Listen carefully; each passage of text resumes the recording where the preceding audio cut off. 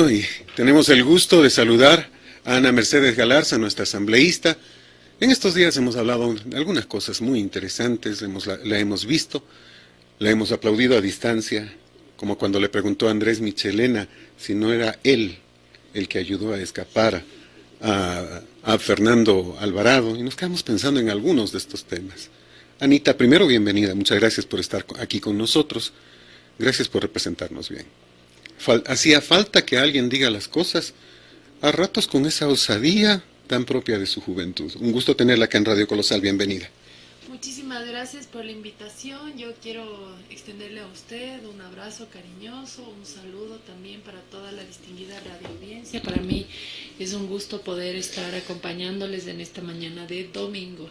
La hicimos levantar en domingo, más bien, más que levantar, trabajar en domingo. Nos quedamos pensando en algunos temas, en lo que está pasando. Escuchábamos hace un instante una entrevista con Fernando Balda, quien hace referencia precisamente a algo que el país esperaba. Por lo menos un llamamiento a juicio a Rafael Correa, que debe ser el primero, porque hay mucho que investigar y mucho que hacer sobre estos casos. El siguiente paso se supone tendría que ser que la Fiscalía General del Estado solicite a la Contraloría General del Estado un informe con indicio de responsabilidad penal por peculado, porque el dinero público no puede ser utilizado para el cometimiento de delitos. Y un secuestro evidentemente es un delito, y el dinero de todos los ecuatorianos habría sido en una parte utilizado para hacer toda esta operación de la desaparición de Fernando Balda, porque el fiscal de Colombia menciona que el fin de secuestrar a Fernando Balda era desaparecerlo. No secuestrarlo, sino desaparecerlo. Desaparecerlo. Por eso debe ser que los agentes no se cubrieron en absoluto, fueron tranquilos de frente con sus nombres reales y todo. Porque en efecto, si es que Fernando Balda en algún momento llegaba a quedar en libertad por un secuestro, él ya conocía los nombres de los agentes, los rostros de los agentes. Ya sabía quién. Entonces no había ningún afán en cuidarse, porque según ellos ya no iba a existir sobre la faz de la tierra Fernando Balda. Quien me entienda que recuerde el caso de el general Gabela o de Fausto Valdivieso. Nos quedamos pensando en esos casos porque también allí se camina con pie de plomo. La justicia va lenta, lenta, lenta, lenta. Parece que hacen honor a nuestros Galápagos. Lentitos, lentitos. Y la preocupación es qué pasa con aquello, porque seguimos hablando mientras ellos se siguen, entre comillas, fortaleciendo. Estos 15 días han sido de un incesante ataque de los troles correístas a todos los que piensan en diferente. ¿Cómo hacerlo? Porque lo dijo el señor Jurado, asesor del presidente, que existían 33,000 troles. Y me pregunto cuántos de estos son pagados por el Estado y están escondidos en diferentes oficinas públicas. Puede ser que muchos estén pagados por el Estado, puede ser otros que son los famosos guerreros digitales, que es gente que ve con admiración el estilo de gobierno del expresidente Rafael Correa. Pero de la admiración no se vive, Anita. De la admiración no se vive, pero hay gente... Y pasan todo el día en aquello. Hay gente que tiene un fanatismo y que... Yo no podría creer que les pagan, a otros sí creo que les pagan. Yo tengo, no sé, bloqueados unos 26,000, ¿Sí? Probablemente troles. Ellos pueden despotricar todo lo que quieran en sus cuentas, pero en las mías me gusta que sea sin insultos, sin malas palabras, sin amenazas de muerte. Que sí. Es complicado también, ¿no? O sea, sí. Nos quedamos pensando en todos estos temas. Y el que parece que no termina de enterarse realmente es el pueblo. ¿Cómo hacemos para empezar a despertarlo? Porque estos casos, el caso Gabela, el caso de Fernando Balda, el caso de Quinto Pazmiño, de la esposa de Quinto. Claro, Quinto Pazmiño fue quien grabó los pativideos, donde se veía Ricardo ¿Quién reveló Pazmiño, los pativideos? Quien reveló los pativideos, Quinto Pazmiño murió en el gobierno del expresidente Rafael Correa. En estos videos se veía al señor Patiño, fiel seguidor del expresidente Rafael Correa, negociando votos de la Asamblea Nacional, como hasta ahora negocian, ¿no? O sea, no es que... Yo recuerdo uno de los videos en que preguntaba, ¿y qué tengo que hacer para ganarme $50 millones? ¿Solo asustar al mercado? Era ministro de Finanzas. Cuando le preguntaron dijo que se habían grabado para demostrarle al país estos temas, pero él no los mostró el subsecretario Quinto. Y creo que ese fue el peor de los errores de él. Claro, está muerto. Su esposa tenía otros videos que nunca salieron a la luz, que se dice eran videos supuestamente de orgías del Círculo Rosa, que le denominaban el Círculo Rosa del expresidente Rafael Correa. Orgías, hombres, mujeres, todos contra todos.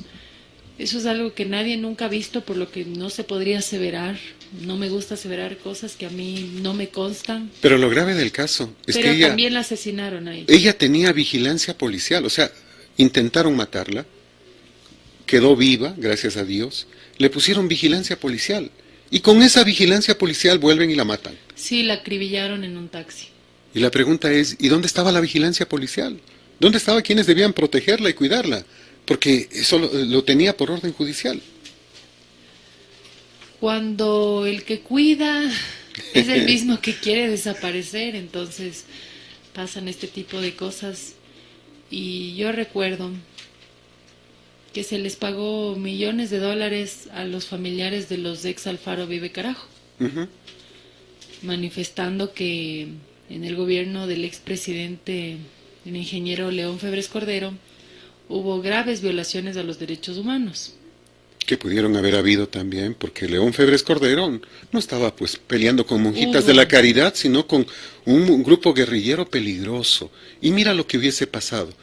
En el Perú, Sendero Luminoso. En Colombia, las FARC. Y en Ecuador, este grupo, si es que se hubiese consolidado, realmente hubiese sido... Les pusieron en estandarte. Pudo haber habido excesos. Recordemos el caso de los hermanos Restrepo. Sí, recordemos. Entonces, los pueblos son esclavos de su presente si es que no han aprendido de su pasado. Así que siempre es importante analizar, ser críticos propositivos de lo que hemos vivido históricamente como país. Hay que aceptar que ningún gobierno ha sido perfecto. El anterior gobierno hizo obras que no podemos desconocer. Lo lamentable es que lo que se hizo con la mano se borraba con el codo. Y con los sobreprecios. Y es que como el expresidente Rafael Correa podía decirles no roben a sus coidearios, si es que él comienza su gobierno con narcodinero. Y no es algo que a nosotros nos parezca. Nosotros veíamos al señor Reyes en un video leyendo las cuentas de las FARC y decía tanto dinero para la campaña de Rafael Correa, él mismo en persona. $500,000, 2 entregas, una de 300 y otra de 200,000. Entonces, nadie puede estar en un gobierno con dinero ilícito, porque eso es causal de destitución, de que el Consejo Nacional Electoral les retire las credenciales. Entonces, ya empieza Rafael Correa con ese rabo de paja de haber llegado... Y no solo ese, no nos olvidemos de uno de los hermanos Ostaiza, pues. Él dice que le entregaron en apoyo un cheque de 7 cifras. 6 cifras son millones, 7 cifras son decenas de millones. ¿Cuánto le entregaron? ¿Cuánto recibió en apoyo? ¿Y a quién iba a responder? ¿Al pueblo que solo le daba el voto o a los que le daban dinero en cantidades? Esos son los compromisos que generaron que exista permisividad con el tema del narcotráfico y ahora con los grupos disidentes que se quiso frenar y como no estaban acostumbrados a que el gobierno controle, pues vivimos lo que vivimos en la crisis de la frontera norte con el famoso alias Guacho, que yo tengo que decirlo. Qué lamentable, qué pobre y qué mediocre la actuación del gobierno del presidente Lenín Moreno. Decir, le voy a dar 10 días a Guacho para que se entregue, por favor, con lo que Guacho va a venir. Ve, Lenin, aquí estoy, tómame. No, o sea, hay que ser un poco más serios, profesionales. Los chistes, déjelos para su casa, quizá para una entrevista que lo permita, pero no cuando están secuestrando y matando ecuatorianos. No, para eso no. Por los 2 últimos jóvenes, por la última pareja, por Katy y Oscar, no se hizo absolutamente nada, y eso es terrible. No se hizo absolutamente nada. Ahora, retomando el tema del expresidente. Si me permites, en esa parte, por ejemplo, lo que decíamos del tema del narcotráfico que nos preocupa. Con el cuento de la soberanía se sacó a los gringos. y que llegaron a Manta después de los gringos. Avionetas que se caían, droga, dinero que supuestamente fue robado en Pedernales de una de esas avionetas, y todos estos temas que preocupan, Claro, pues, ¿no? eso es una de las cosas que les molestó a los narcotraficantes, que se les caiga la merca o la plata de la merca, y supuestamente las Fuerzas Armadas, no generalizar, no generalizo, pero quien haya estado en el caso, Toroj, se tragó. Entonces con la plata del narco no se juega, y eso es lo que pasó con el dinero que ingresó a la primera campaña, de lo que consta, porque eso consta, del expresidente Rafael Correa. Entonces, él, ¿con qué autoridad moral en realidad podía ponerles un freno? Si es que hubiese querido ponerles un freno, eso también es otra cosa. Porque él recordemos al camarada Juan, pues, a Chauvin. Chauvin, el camarada Juan, ahora está en Democracia Sí. Y ahora está, ahora es leninista, morenista, pues. Gustavo Larrea. Así que eso fue lo lamentable que hemos vivido y que estamos viviendo con el gobierno del presidente Lenín Moreno. Pero ¿qué es lo que pasa? Si es que alguien señala un error del gobierno del presidente Lenín Moreno, la supuesta oposición, que ahora es cogobierno, dice: ¿por qué criticas? Le estás haciendo juego al correísmo. ¿Quieres que caiga el gobierno? Un ratito. Un ratito. O sea que vamos a hacer lo mismo que pasó en el gobierno del expresidente Rafael Correa. La política y la vida son ciclos, siempre son ciclos, ciclos que tendemos a repetir porque no aprendemos del pasado. El expresidente Rafael Correa, siempre que encontraban algún error de su gobierno y que ya no podía tapar el sol con un dedo, que decía: pero en el pasado, la partidocracia, y ya desviaba la atención. Y como sí, también tenemos que recordar cómo fueron los tiempos de la antigua partidocracia, de la aplanadora en el Congreso Nacional, ¿no es cierto? Que si esta asamblea puede llegar a ser una vergüenza, ese Congreso no se queda atrás, no se queda atrás, ¿ya? Entonces siempre hablaba de la partidocracia, y claro, la gente que ya se cansó de la tal partidocracia y de todo lo nefasto que se pudo haber vivido, entonces le aguantaba al gobierno del expresidente Rafael Correa, y tuvo interesantes números de aceptación popular, porque era una contraparte a ello. Entonces, lo sigue teniendo, un 16% fuera de elecciones, y con todo el escándalo que tiene sobre sí, es un voto duro terrible. Hay gente que siente ese fanatismo y admiración por el estilo de gobierno del expresidente. Yo no comparto, pero en democracia respeto, ¿no? Obviamente. Así que pasa el ciclo y ya también la gente sí se cansó del estilo de gobierno del expresidente Rafael Correa, que era un estilo muy marcado, de poderes fácticos, de cero independencia de funciones del Estado. Así que viene Lenín Moreno, que hay que decirlo, traidor. No porque tenga el discurso correísta, pero si nos ponemos a analizar, él le puso cara amable, dijo sí, consiguió obviamente el apoyo del expresidente Rafael Correa, porque él habría preferido a alguien que le esté tapando los goles antes que venga Lazo y destape todo, claro, ¿no? Y después del rato que se fue de viaje, el círculo de Lenín Moreno le dijo: hermano, ahora tú eres el presidente, tú te tomas del poder, tú no eres títere de nadie, que por aquí, que por acá. Es que es naturaleza humana, pues. Entonces, si yo soy el presidente, ¿por qué alguien me va a dar órdenes y a decir lo que yo debo hacer? Pero es que eso es lo que decía el propio Fabricio Correa. Esa era la idea. Y para eso se comprometió Lenín Moreno. Entonces, en política, si alguien se compromete para algo, la gente decente en política cumple. A ver, pero si no ahí es tenía para que algo decente, no te comprometes porque no quieres. Ahí tenemos una disyuntiva, porque cumplo con los corruptos o le cumplo a los que votaron por mí. Es que porque no aunque engañados, porque aunque engañados, la gente votó por él. A ver, la gente que votó por Lenín Moreno votó por el proyecto de la Revolución Ciudadana, que no es el plan de gobierno que está aplicando ahora. En eso sí estamos de acuerdo. Enhorabuena, pero entonces también traicionó a su electorado, que es lo que usted... Entonces, traiciona al que le pone de presidente, porque incluso Rafael Correa sube esa captura en la que Lazo está ganando y Moreno está perdiendo, y dice que se arrepiente de él haber hecho a Moreno presidente. Y todos sabemos que fue él y el cepillín del Consejo Nacional Electoral, porque la gente, como ya cumplió su ciclo, se cansó. Lo dijo Eduardo Mangas para ratificar aquello. Eduardo Mangas, secretario de Lenín Moreno, dijo: perdimos en primera y segunda vuelta. Y tenemos que fingir que escuchamos a todos los sectores para que un poco se calmen las aguas de este tema del fraude electoral. Y de acuerdo a Fernando Villavicencia hay una parte 2 que no se ha dicho, de un diálogo entre precisamente Miguel Carvajal, que le reclama a Eduardo Mangas sobre esto. Y Mangas le dice: ¿y qué quieres? Es la verdad. ¿Quieres que diga la segunda parte, lo que no hemos dicho? ¿Cómo se hizo el fraude? Que hubiese sido y que sería muy interesante escucharlo. Pese a que ya lo sabemos. Sería muy interesante escucharlo. Entonces, claro, Lenín Moreno también llega con compromisos económicos.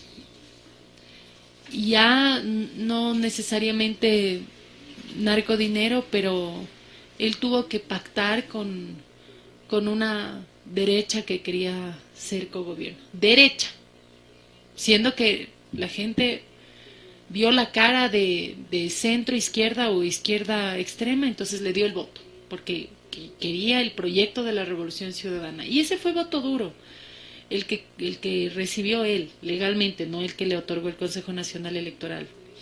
Y digo que fue voto duro porque en todo ese tiempo salió lo de la lista de Odebrecht, Glass estaba en el ojo del huracán, y Glass era el binomio de Moreno. Y sí, a pesar de todos los indicios, la gente dijo: voto por el binomio Moreno-Glass. Sí. Pero para debilitar a la oposición, tuvo que acordar con gente de derecha para que se metan a chimbar las elecciones.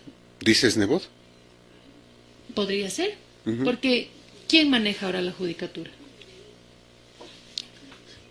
Esas cuotas de poder no creo que se entreguen porque es Alajito o me recuerda a Freddie Mercury y Bohemian Rhapsody, no. ¿Ya? O sea, yo entiendo que la gente que está escuchando este diálogo es gente con criterio y solamente estamos haciendo una línea de tiempo para que cada uno pueda, en su sapiencia, en su inteligencia, en su madurez, en su formación, sacar sus criterios. Entonces, entra gente a chimbar a la oposición. No voy a decir a chimbar a la derecha, porque yo llegué por el movimiento, creo, pero yo soy centro. Yo no puedo ser extrema derecha, pero tampoco extrema izquierda, porque yo pienso que los extremos no nos aportan a nada. No son buenos. Y que el centro, pues, concentra lo positivo de las distintas ideologías políticas, que cada una tiene bases filosóficas, porque no se ha aplicado, al menos en este país, en la práctica, muy valederas y que buscan al reivindicar al ser humano. O sea, todo lo que sea defensa de derechos humanos, de la dignidad del ser humano, va conmigo. Vamos por ahí. Anita, ¿estás tomando un poco de distancia con Creo? Porque, si mal no me equivoco, yo le escuché hace algún tiempo algo similar a la que era asambleísta por Esmeraldas, Mae Montaño, y luego se retiró y se alejó de la disciplina partidista. Fernando Callejas hace poquito le dijo al señor Lasso: por favor, piense bien las cosas antes de decirlas. Y está bien, es lo correcto, no porque sea el líder no se va a equivocar y ustedes van a quedarse callados cuando dice que lo de Glass es una venganza y no justicia. O sea, es terrible, pues, porque, como le dice Fernando Callejas, somos un partido de oposición, remarcando esto. Y el señor Lasso, con todo el respeto, se equivocó, pues, porque es un ser humano.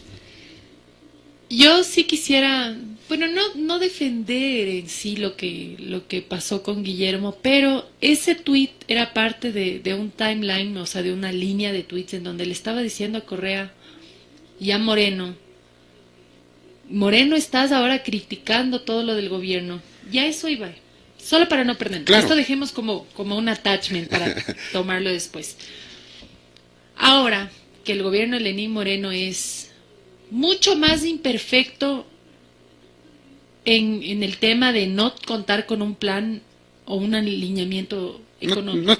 No tiene. Somos un barco a la con deriva. Huecos a la deriva. Grave.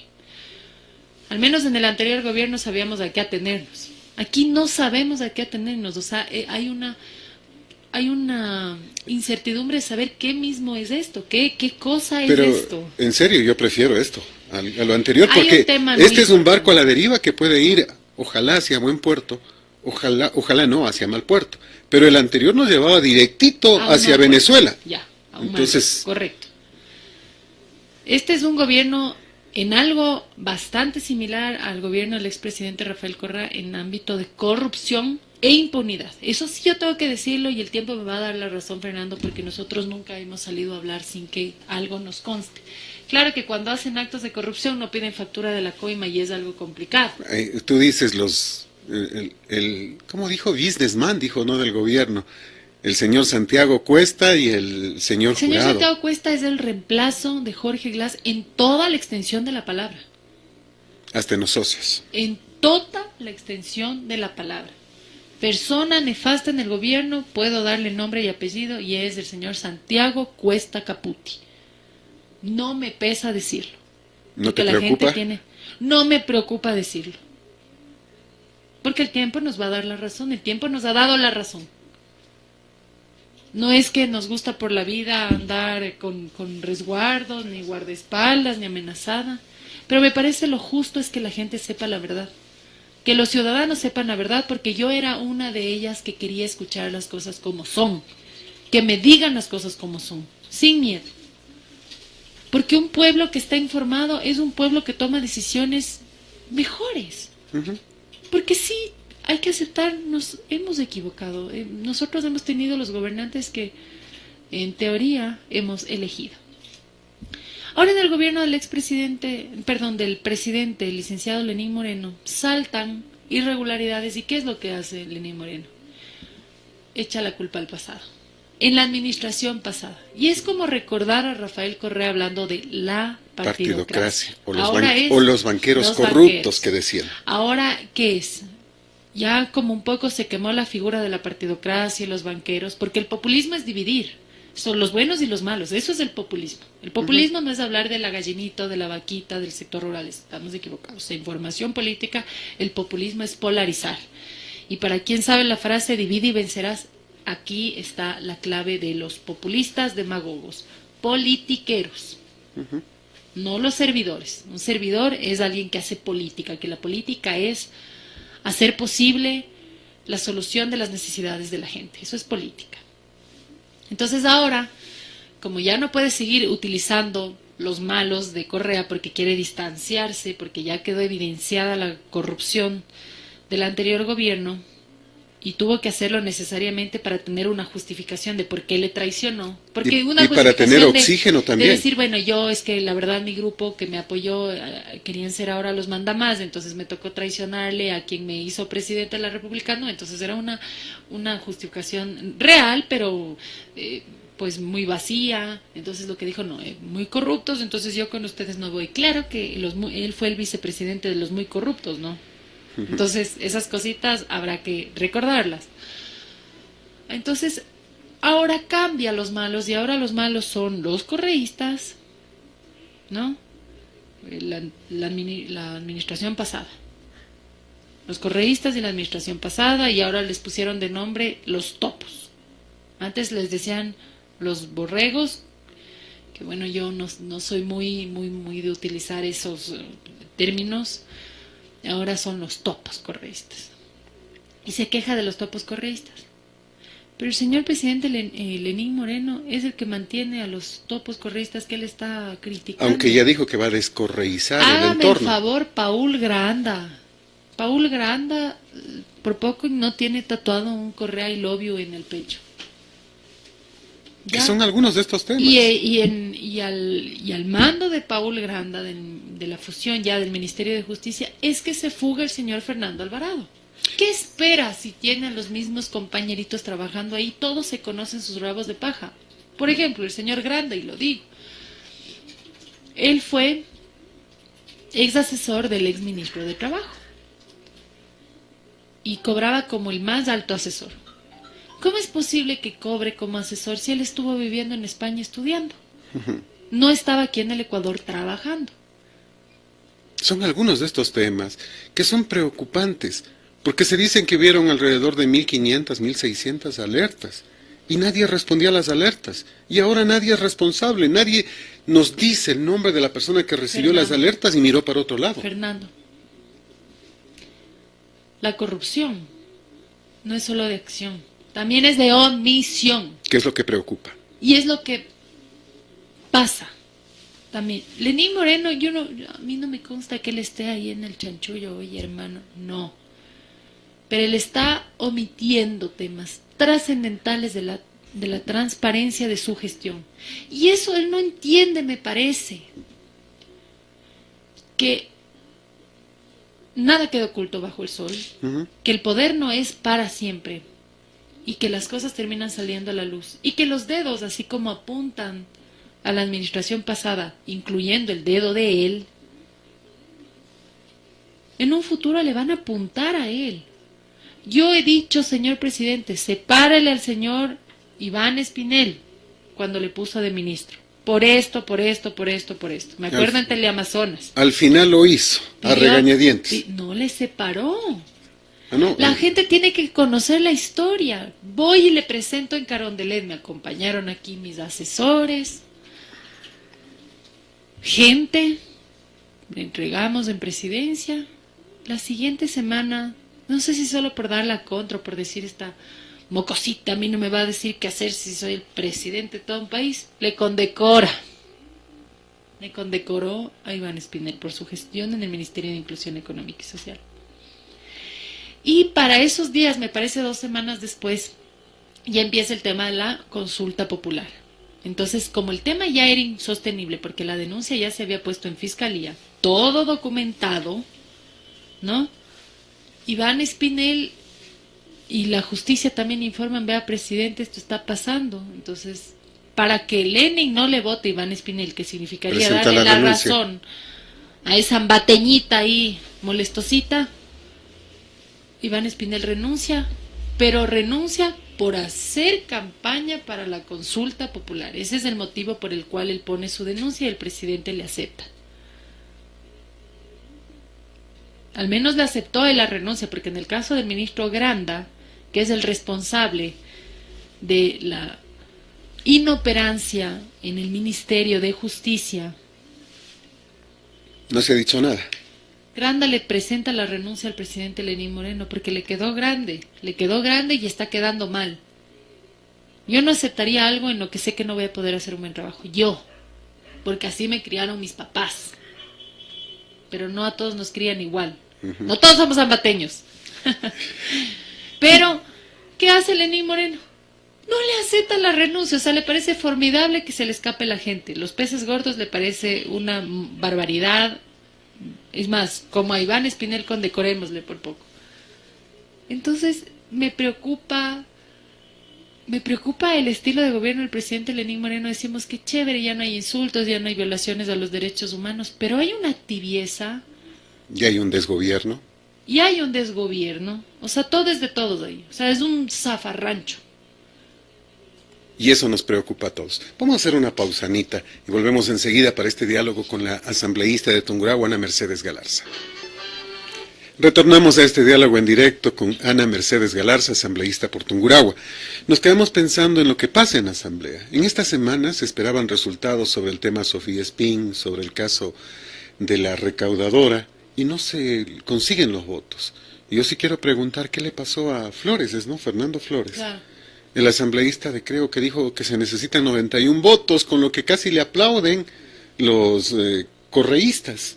¿Qué fue lo que pasó con eso? Bueno, ¿Se equivocó? No hubo votos en contra, hubo abstenciones. Sí, pero no se van a llegar. Porque es un tema político. Llegar a 91 está dificilísimo. Sí hay los votos para eso, por eso se suspendió la sesión, porque los 6 que faltan no se encontraban presentes ya en la sesión, por eso se suspendió. Pero hagamos un análisis. Yo voy a ser honesta, yo no voté a favor porque yo entiendo que esto también es político. Político y jurídico. Porque aquí, por más que sean personas que no son afines a mi ideología, yo pienso que tenemos que ser respetuosos al debido proceso. De acuerdo. Todas las personas. El CAL, a mí la Asamblea Nacional y a Cristina Reyes nos sancionaron sin una debida motivación. ¿Y qué es lo que pasó? El proceso se cayó abajo. Claro. ¿Queremos que estos procesos se caigan abajo o queremos que prosperen y que no queden impunidad? Queremos que no. Entonces queremos curarnos en sano. Así es. ¿Y por qué nos curamos en sano? A ver, Un asambleísta jerárquicamente tiene el mismo rango que un ministro de Estado, porque es una autoridad nacional. Así es. Para censurar y destituir a un ministro de Estado se necesita la mayoría calificada. 91 votos. Que son las 2/3 partes de todos los asambleístas. Entonces Sí. son 91 votos. Para declarar el día del mazapán se necesita mayoría absoluta, que es la mitad más uno de toda la asamblea. La mayoría simple es la mitad más uno de los presentes. En derecho, los antecedentes se llaman sentar jurisprudencia. Ya. Si es que nosotros, simplemente por coger y destituirles sí o sí a Sofía Espín y a Norma Vallejo les destituíamos con la mayoría absoluta, que es la mitad más uno de toda la asamblea, que son 73 votos, en un futuro se podían seguir destituyendo asambleístas con 73 votos. Y es más, se podía quedar expensas de un reclamo legal. Y claro, O sea, que regresen reclamando. A la Corte Interamericana de Derechos Humanos y se presente, oiga, a mí una autoridad que no me eligieron a dedo como un ministro, sino que me eligieron 300.000 personas, me destituyeron con el mismo número de votos que declararon el día del mazapán. Pero a un ministro sí se necesitan 91 votos. Pero a mí, con el mismo número de votos del día del mazapán. ¿Qué va a decir la Corte Interamericana de Derechos Humanos? Va a interponer una acción de protección, se va a caer todo el proceso, nadie puede ser juzgado 2 veces por lo mismo, no se puede volver a interponer la acción en la Asamblea Nacional, y venga señora, se le restituye su curul. Y eso no es bueno para el país. Por eso entonces hay que ser prudente. Pero estas cosas un poco la gente dice, ay, pero ¿cómo va a ser posible? ¿Por qué demoran tanto? 91 votos y dilata. Tranquilos, sabemos lo que estamos haciendo. Sofía Espín se quejó amargamente en el pleno que no mi debido proceso, que no me dejaron presentar, ya, para que no te quejes. Hasta que podamos otra vez instalar una sesión donde se encuentren todos presentes y ya estén los votos necesarios, tú también presenta tus pruebas de descargo. Para agotar todas las instancias y que no haya un solo punto fuera de lugar y que no puedan tomarse de ello para victimizarse y que estos temas queden en la impunidad. No sé si con eso he dejado un poco más claro el panorama. Correcto, sí está más claro el panorama. Nos quedamos pensando en algunos temas. Por ejemplo, sonrío cuando recuerdo la rueda de prensa de la ministra María Paula Romo, cuando graciosamente, yo quiero entenderlo así, nos dice que el señor Fernando Alvarado no salió por ninguno de los puntos de frontera. Creo que esperaba que pase dándole la mano y diciéndole ya me voy. O sea, no puede, o sea, esto para broma pasa, pero en el plano serio sabemos que alguien que se esté evadiendo no va a pasar con guardaespaldas en el carro más lujoso y pitando para levantar la mano, pues, o sea, eso es ilógico. ¿Cómo puede presentar una justificación tan absurda pienso que ni un niño de jardín va a decir algo similar como lo que María Paula dijo?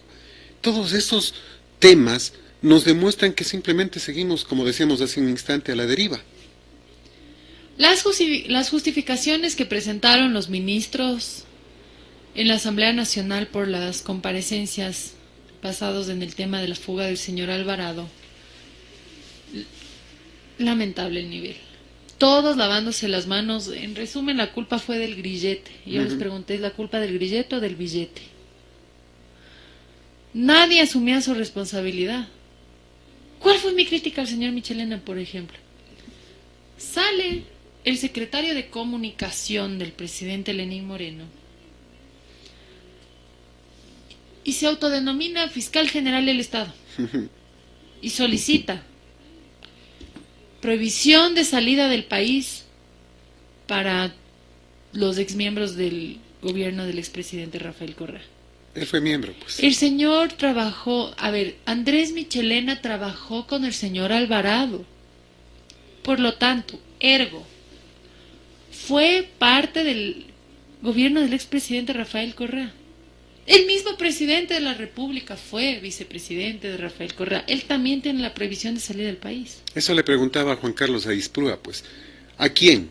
Si están ustedes. Y después, el de Ecuador en vivo, el amigo Alfonso Pérez Serrano, le decía, bueno, ¿y qué? ¿Van a dictar orden de no salida del país de la señora ex canciller María Fernanda Espinosa? Claro, a quien apoyaron. De la señora Alvarado, que está de cónsul en México, de el propio señor Michelena y todos los demás. Y uno termina diciendo, bueno, ¿qué dijo? Porque no termina de entenderse. O sea, simplemente esto es lo que quiero vender para el público. Y periodistas no vayan a preguntar y a hacerme quedar mal. Claro. Ahora la cara es amable. Entonces el periodismo hace una comparación entre el estilo del expresidente y el estilo del presidente actual. Y con el discurso de que si criticas al gobierno le estás haciendo el juego al correísmo, entonces no me critiques por más pésimo que sea. No, a mí no me parece. O sea, yo le voy a criticar al gobierno no porque le esté haciendo el juego al correísmo ni el juego a nadie, porque soy una mujer adulta y no estoy para jueguitos. Si no le critico para que corrija, pues. Obvio. Porque este es el país en el que estoy viviendo, es el país en el que quiero toda mi vida vivir. Que mis hijos, mis nietos, mis tataranietos, porque amamos nuestro país. Cuando alguien ha tenido que salir a vivir a otro país, deja su corazón partido aquí. Porque no podrá ser un país primermundista, pero es el país que amamos. Entonces, claro que sí le voy a criticar al presidente Lenín Moreno. Y no le estoy haciendo el juego a nadie. Quiero que corrija. Quiero que tenga gente proba, adecuada, experimentada en las carteras de Estado, no por compromisos políticos ni porque me apoyó en la campaña. Entonces ven Eduardo Jurado y salió el tema de que tú cobras seguros sin que hayan sido autorizados, pero te voy a mantener porque esa es la platita que me diste para la campaña. Y obvio que le voy a criticar. Y fue, creo, quien primero le denunció al señor Eduardo Jurado. Que lo sepa la gente, antes que denuncie igual el señor Caterva. Le dicen Caterva. Bueno, Caterva es terrible, ni siquiera hasta el nombre, ¿no? Pues una caterva es un grupo delincuencial, eso es lo que dice el diccionario sobre la traducción de aquellos. Sí, se autotitula así, solito. Nos quedamos pensando en algunos temas, pero sobre todo en que el gobierno dice, vamos a traer inversión extranjera, ¿y cómo? Vamos a construir 2 hidroeléctricas nuevas. Oiga, pero si las que están construidas no están funcionando. No pues se olvide del tren playero. Del tren playero. O sea, como que no hay así otras necesidades, vamos a hacer un tren playero. Yo pensé que era chiste. Dije, qué bestia, ya a veces los correístas se pasan y le inventan cosas que imposibles, ¿no? Y me pongo a ver, y es verdad. A ver, dicen, no, es que si construimos un tren playero eso va a ser empleo. No por tener a gente trabajando en obra pública vamos a construir obras innecesarias. Porque hay obras necesarias. El mismo mantenimiento de las famosas carreteras. O de las obras que ya fueron hechas en las administraciones anteriores. Tienen que mantenerse. Tenemos que pagar la deuda inmensa que tenemos. Entonces, claro, pues llegan los nuevos amigos del poder y dicen, no, hermano, los otros cómo robaron porque habían mega obras. Nos deja el país endeudado. No ha habido ninguna mesa servida. Nosotros más lo que pusimos para la campaña. ¿Y de dónde vamos a recuperar y ganar más, hermano? Hagamos una mega obra. Entonces Lenín Moreno en su mundo con hitos dice, ya sé, tren playero. Mega obra, muda idea. Sí. Porque no es indispensable. Indispensable son medicinas para enfermedades catastróficas, que no hay. Conozco pacientes con esclerosis múltiple que les bajaron el nivel de calidad de la medicina. Una paciente de aquí de Ambato, voy a dar el nombre, se llama Salomé Rivadeneira Romo, casi pierde la vista. ¿Cómo juegan con la salud? Pero no, plata para el tren playero tiene que haber, porque si no, ¿cómo hacemos los mega sobreprecios para recuperar lo que te dimos en la campaña, Lenin, hermano? Pero para medicinas, no, o sea, si a la gente se muere, no se muere porque no les hemos dado medicina, sino porque están enfermos. Esa fue una Esa es la justificación que han dado. Que escuché. A ver, los derechos sociales que están garantizados, porque nuestra Constitución, Carta Magna, es una Constitución garantista de derechos. Uno de esos derechos sociales es la salud. Claro. Y es básico. Y nosotros vivimos en un Estado de derecho garantista. ¿Qué significa eso? Que no necesariamente tiene que aparecer como que hace los esfuerzos de que está dando salud. Tiene que garantizar salud. Esa es la obligación. Por lo que cobran un sueldo, no porque nos están haciendo un favor. Yo también trabajo y me juego el pellejo porque es mi trabajo. y también porque siento mi obligación y por lo que decidí mojarme el poncho. Porque si no nos gusta cómo se hace la política y no nos gusta los que están en política, podemos criticar, que no está mal, porque señalamos lo que no estamos de acuerdo. Podemos hacer marchas, que están igual, estamos manifestándonos, y podemos participar para cambiar las cosas. Y también podemos mojarnos el poncho, porque por cada espacio que ocupa una persona honesta, sincera, transparente, es un espacio menos para estas personas que solamente buscan sus intereses personales. Cuando aquí se tiene que buscar los intereses individuales y colectivos. ¿Y por qué digo individuales y colectivos? Antes, ¿qué es lo que sucedía? Se buscaba los intereses colectivos. Entonces llegaba alguien con una enfermedad rara, catastrófica o grave y decía, miren, yo necesito que el Estado me atienda, y le diga, verá, señor, su tratamiento cuesta $50,000. Yo con eso puedo vacunar a cientos de niños. Entonces, señor, yo no le puedo garantizar su salud porque es su derecho individual y a nosotros nos interesan los derechos colectivos, lo de la gran mayoría. Pero ahora en la Constitución dice lo otro. Colectivos e individuales. Usted llega, su caso solito, con chikungunya y su tratamiento cuesta no sé cuántos miles, pero su caso individual puede transformarse en un caso colectivo. Entonces tenemos que tomar en cuenta los temas individuales y colectivos, porque aquí nadie es menos ecuatoriano, nadie tiene ni más ni menos derechos, así tiene que ser. La propia Constitución dice que las enfermedades catastróficas las va a resolver el gobierno. Ya, nuestra Constitución es una oda a los derechos humanos. Sin sesgos, yo sé de derecho. Es una de las mejores constituciones en derecho de garantías de derechos, que tiene que ser perfectible, que los caminos para perfeccionarla son bastante escabrosos y en esos filtros hay temas políticos, pero tiene temas bastante interesantes, pero no está ahí para que la alaben los derechos humanos u otros países. Está ahí para ser cumplida, y está ahí para ser cumplida por las autoridades. Y eso es lo que nos interesa al final. Nos quedamos pensando, se habla de que se necesitan otros 3.500 millones de dólares hasta fin de año. Si sumamos ya superamos los 10.000 millones de dólares. Y me vuelvo a preguntar, ¿qué pasa con esto? ¿Cuándo empiezan a gobernar? Porque hasta ahora con préstamos están pateando el problema para adelante, están pateando el balón nada más para que después alguien, no sé quién, lo vaya a resolver. No disminuimos el número de funcionarios públicos excesivos que tenemos, 840 y pico. De acuerdo a los últimos datos, más bien aumentó el número de funcionarios antes que disminuir. ¿Qué hacemos, Anita? ¿Por qué no votamos a favor del proyecto económico urgente que envió el presidente Lenín Moreno? Porque nos pedía que la Asamblea Nacional entregue un cheque en blanco para que se levante el límite de endeudamiento durante todo el periodo de su gobierno, supuestamente para llegar a un equilibrio fiscal, que claro, eso es lo que queremos todos. No es que votamos en contra porque Lenín Moreno no robó las elecciones, entonces ahora vas a ver, seremos tu piedra en el zapato. No, porque no somos unos irresponsables que no le vamos a dar un cheque en blanco a alguien que no tiene ni un plan económico. Vas a llegar a un equilibrio fiscal correcto y necesitas un cheque en blanco para ello, para poder tener nueva deuda y renegociar la antigua, que es casi con intereses al chulco internacional. Perfecto, Lenín, ya, dinos, ¿cómo vas a llegar a ese equilibrio fiscal?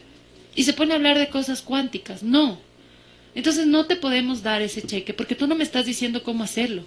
Y yo no te voy a permitir con mi voto, al menos con el voto de Ana Galarza, no te voy a permitir que te endeudes para más gasto corriente, para menos inversión social. No te voy a permitir que después todos los ecuatorianos seamos los que tengamos que pagar las facturas de obras innecesarias para que los que te dieron en campaña millones de dólares tengan cómo recuperar con los sobreprecios. Eso no te vamos a permitir. Y no queremos ser cogobierno. No es que estamos siendo oposición porque estamos resentidos por no ser cogobierno, como han dicho los señores del Partido Social Cristiano. Dios me libre de ser cogobierno, porque con qué cara les voy a ver a mis hijos si supieran que su madre fue acólita de un gobierno mediocre, que no pudo sacar adelante a un país que está en crisis. Y que no ha hecho nada, más que no poder, no ha querido sacarnos adelante, no está Es que tomando él no quería medidas. ser presidente, él se siente y dice, vean, a mí no me gusta el poder es que turro, yo no quería ser presidente, vinieron, me buscaron, como no había otro que tenga mis números, me tocó venir Ya aquí. estoy estar cansado, tapándole ya me los quiero goles. alargar, Ya dice. estoy cansado, a mí me gusta leer de física cuántica. Bueno, pero eres presidente y hay un país que pasa ¿Sabes qué pasa? necesidades. En ese instante yo recuerdo lo que decía uno de los tweets. Cualquier cosa con tal de no trabajar. Pero Sí. lo que pasa es que estar en la presidencia de la República sí es trabajar. Y trabajar en favor de los 16 ¿Y millones qué de trabajo, ecuatorianos. ¿no? ¿Y qué trabajo? Claro. O sea, el trabajo de ser presidente de la República es un trabajo extremadamente complejo, una responsabilidad inmensa, pero también es una gran oportunidad de rodearte de personas, no por compromiso, sino personas que vengan en realidad a sumarte. Y esa suma va a cosechar la ciudadanía. Es que a mí eso es lo que me preocupa y más que me preocupa, me indigna. Él no entiende que no es solo como que son números del desempleo. Esos números del desempleo se traducen en padres y madres de familia que están hasta el cuello con deudas, que el banco les está atrás, porque obviamente el banco tiene que recuperar, porque cuando te prestan plata, te están prestando plata de otros cuentaahorristas. Me quedo pensando en esto, Anita, y hice un mohín de disgusto porque recordé que el Mashi decía, y creo que mal enseñó a la gente, que no importa que no hay plata, que vivan de la tarjeta de crédito. Y cada vez que tenemos un feriado, la gente sale corriendo para un lado, para otro. No importa si tiene plata, la tarjeta aguanta. Pero más tarde o más temprano le llegan las cuentas y les hemos enseñado a nuestra gente a vivir endeudados, a vivir con el agua hasta el cuello. Ese es el estilo de gobierno Y es lo que no del queremos. anterior y del actual. Vivir al fío, o sea, es solo un maquillaje que para que no se sienta en realidad la crisis económica, endeudarse, endeudarse, endeudarse, endeudarse. A la final, como ellos no pagan de su cuenta y después van y se van a vivir a otros países y aquí el Ecuador, ¿en qué queda? ¿En qué queda? ¿Cómo vamos a pagar 92.000 millones? Escuchaba, porque no era en el diálogo conmigo, decía, a ver, hermano, a la final a todos nos dicen ladrones. Robemos o no robemos. Y aquí los otros haciendo fiesta y nosotros aquí aplaudiendo lo que se lleva. No, pues hermano, en un restaurante en Guayaquil. Regresé a ver, palidecieron porque se dieron cuenta quienes estuve escuchando. Lastimosamente yo no les ubico, eran personas de la costa que aparentemente deben estar cercanos al poder, pero eso es como piensan algunas personas, porque a mí no me gusta generalizar, pienso que hay gente que podrá pensar que en algún grado de ingenuidad, que lo que se está haciendo en el gobierno está súper bien, pero yo sí tengo que decirles, y tal vez no me puedan dar la razón porque no les conste, pero a mí sí me consta, es un gobierno extremadamente mediocre, y que como te digo, Fernando, esas cifras de desempleo a mí me estremecen, me ponen la piel de gallina, porque yo soy mamá. Claro. Yo soy mamá. Somos ecuatorianos y queremos un Ecuador diferente. Y sé que no hay nadie que no tenga familia. Por último, si tú no eres el padre de familia, eres el hijo de una familia que ve cómo tus papás están angustiados y cómo incluso hasta se pelean. Porque cuando la necesidad entra por la puerta, el amor a veces sale por la ventana. Esta crisis económica se traduce en una problemática social. Porque claro, vienen las peleas, vienen ya los divorcios y los hijos... 66.000 divorcios en un año. Se pueden perder en ahora un mundo más globalizado que ofrece cosas buenas y malas. Y después empiezan problemas de drogas, problemas de adicciones, de toda índole. Se traduce en un problema social y en la degradación de nuestro nivel de cultura. Entonces todo es una cadena, en un círculo vicioso en el que nos hemos visto inmersos por la irresponsabilidad de nuestros gobernantes. Cuando hablamos a todo nivel. Y es una verdad y ratifico aquello, y eso es lo que nos preocupa. ¿Cómo cambiamos esto? Si en las próximas elecciones tenemos a los mismos y los mismos. Saltaron de un partido a otro, buscan nuevos horizontes, esto entre comillas, pero van los mismos. No hay cambio. Los mismos, no nos gustan los mismos. No nos gustan, queremos cambios. ¿Qué pasa? Es interesante cómo somos. Me incluyo, yo siempre me incluiré porque yo ahorita estoy en un cargo público, pero soy alguien más del pueblo. ¿Ya? Vemos a los mismos de siempre. Ay, los mismos de siempre decimos. Vemos a alguien que no conocemos. ¿Quién diablo será este? Entonces, ¿qué queremos? Esa es la pregunta. ¿quién también será? Yo ni le conozco. Y un consejo electoral que se lo quiere tomar Pachacuti, que se lo está tomando Pachacuti. Pusieron una vicepresidenta sin méritos, con todo el respeto para ella, y ella ha ubicado cantidad de gente del sector indígena, por ser indígenas, no por méritos, en diferentes puestos, y se van a quedar. Y uno termina diciendo, ¿eso es lo que queríamos? No, nosotros queríamos que se vayan los que no nos daban ninguna garantía en un proceso electoral.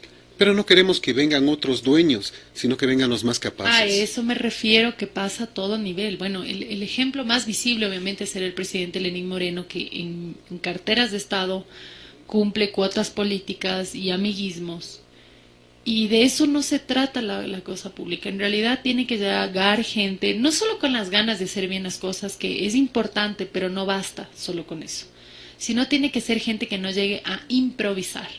Nos quedamos en el tema de justicia, por ejemplo, no hay cambios. En el tema de jueces, siguen los mismos. En el tema de fiscales, siguen los mismos, pese a los INRI que tienen sobre su cabeza. Nada pasa, siguen nomás tranquilos. En efecto, sí. ¿Cuándo conseguimos un cambio? Porque pusimos todas las esperanzas en Julio César Trujillo. Hizo algunas cosas, pero también... hizo hasta donde podía. Y creo que ya no da más. Nosotros, en derecho público, que somos representantes del Estado, de las funciones del Estado, cada función del Estado tiene por escrito lo que puede hacer. En lo privado, lo que no está prohibido, entiendo que puedo permitido. Hacer. No necesito que esté escrito, yo lo hago. Si está prohibido, no puedo hacerlo. Pero en lo público, que es donde nosotros nos desempeñamos, tenemos que actuar con cautela, porque no podemos hacer lo que no esté escrito. Entonces, mi función es legislar y fiscalizar. Si yo fuese fiscal general del Estado, créase, y ya estarían, y algún día seré acordar así, ya estarían algunos pagando cuentas de lo que le han hecho a un pueblo que necesita. O sea, robarle a un pueblo es terrible. Es como robar en el altar de Dios, se decía antes. Un pueblo pobre es criminal, porque la corrupción mata, porque por esa plata que no hay, no se les paga los bonos de incentivos jubilares a maestros que hasta han fallecido y no han visto un centavo de lo que es por derecho constitucional les corresponde. Medicinas, la educación, que es fundamental. ¿Cuántos chicos no han podido ingresar a las universidades o han tenido su cupo, pero les han mandado a otro lugar lejano? Y con la economía que tenemos, ¿cree usted que hay una familia que pueda mantener 2 hogares? Difícil, por no decir imposible. Hasta ahí llegan los sueños.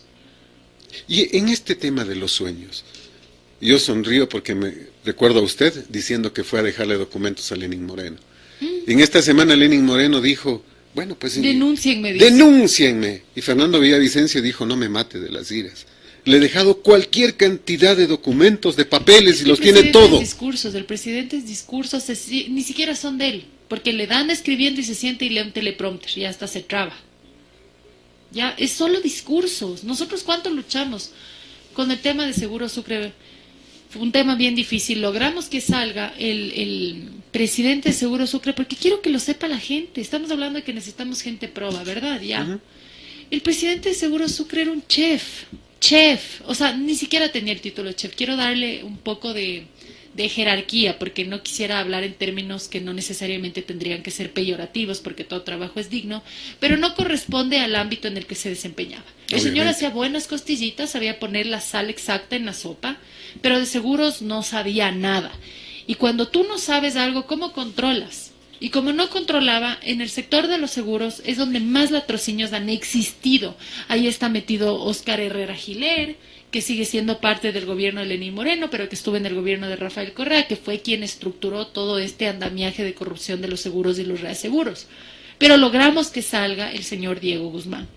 Una persona muy entruncada, que ya la Fiscalía lo está investigando, que la Unidad de Análisis Financiero también lo está investigando porque existen montos que él no puede justificar y que ya no es el ámbito de mi competencia. Como manifesté, nosotros tenemos hasta un cierto punto donde podemos llegar, y por más que yo quisiera, porque me consta que han hecho cosas inadecuadas y me doy cuenta que en algunos casos la justicia no camina, no puedo interceder, porque las funciones del Estado no pueden intervenir en otras funciones del Estado. Yo soy función legislativa, formo parte de la función legislativa y puedo estar atenta y vigilante a lo que se dé en la función judicial, pero no puedo intervenir porque eso es la constitución de un delito que podría traducirse en tráfico de influencias. Así que Hasta ahí llegan. Y claro, cuando ya llega otra función y yo me doy cuenta que se ralentizan los procesos, es ¿para qué nos fajamos tanto? ¿Para qué peleamos tanto? ¿Para Como qué en el caso peleamos Tame, tanto? más de 200 millones de dólares perdidos. Y nada pasa, nadie responde. Recordemos que pusieron a un señor español en esa función para cumplir aquello y el señor dijo públicamente en Teleamazonas que no tenía ni sueldo, pero había firmado un contrato con una empresa de reaseguros por 20 millones, cuando la Contraloría decía que lo mínimo que teníamos que recibir por esa aeronave era 25. O sea, ¿y con qué responsabilidad le reclamamos si él dice que no tiene ni sueldo, que está colaborando con el país? Terrible. Así entregan nuestro país. Así entregan y han entregado nuestro país. O sea, yo a veces sí me asusto porque hay ciertas similitudes en lo que nosotros señalamos con cosas que señalan sectores con los que no quisiéramos jamás se nos compare. Pero es que es verdad lo que está pasando y lo estamos señalando para que el presidente Lenín Moreno tome medidas correctivas, que entienda, por Dios, no es que él ya se va y ya no me quiero reelegir y me voy a vivir en Europa porque a mis hijos les encanta la vida en Europa. No, deja un país mucho más endeudado que el país que él asumió y que él se quejó de las deudas. Él tiene deudas mucho más fuertes que las deudas anteriores. Es verdad. Y Contraloría no le va a poder observar ¿Y cómo todo es que lo que se endeude. ¿Por qué? ¿Y cómo es que se va a ir a Porque vivir a el Europa? ¿Con qué cogobierno plata y de qué dinero? los que están por abajo de la mesa del cogobierno, fueron los que le dieron ese cheque en blanco. Entonces puede dejarnos la deuda que a él le plazca y nadie podrá observarle. No va a haber institución que pueda observarle porque el primer poder del Estado le autorizó. Y yo no me incluyo. Y no es que me esté lavando las manos. Pero yo no estoy por recibir cuotas políticas porque así son en la Asamblea Nacional. Mandan emisores a decir, mira el voto y qué te gustaría. ¿Te gustaría el IES? ¿Qué te gusta en Tungurahua? ¿Te parece lindo? No sé, el Ministerio de Salud, la SONAL. Vea, no. Mi conciencia no tiene precio. Las cosas tienen precio. Las cosas. Yo soy persona humana. No soy cosa. No cambies, Anita. Estamos terminando esta entrevista reiterando el agradecimiento, Anita, por estar hoy con nosotros. Nos parece importante y ojalá tengamos más gente como tú para defender los intereses del pueblo, los intereses de la gente, no los intereses personales, que lamentablemente ha sido la historia del país. Los cambios son necesarios, son importantes, y queremos que estos cambios vengan de la mano de gente joven como tú, con nuevas ideas, con una nueva visión, ojalá, y con una nueva preocupación.